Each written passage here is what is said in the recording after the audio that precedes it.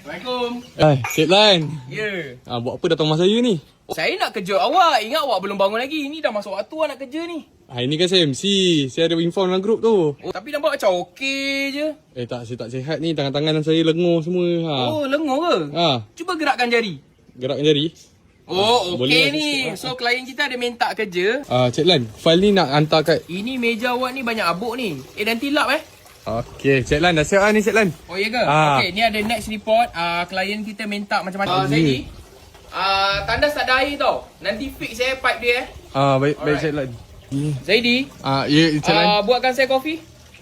Cik Lan, ni rumah saya bukan office. Alah, kalau awak tak nak anggap saya sebagai manager pun, awak anggap saya sebagai tetamu pun tak apalah. Ui, sedapnya coffee tree ni. Awak punya ke?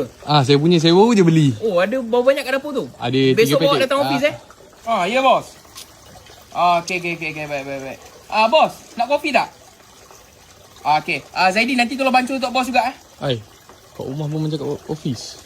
Cik Lan, ni Cik Lan, report Cik Lan minta semua dah siap lah. Okey. Saya dah boleh rehat dah kan. Alright, awak esok MC lagi Saya 3 hari MC. Oh, okey. Kalau macam tu esok pukul 8 saya datang. By the way, jangan lupa tau. Lupa apa ya? Jangan lupa top up white coffee dekat pantry tu. Esok bancuh macam biasa untuk breakfast. Saya, okey? Alright.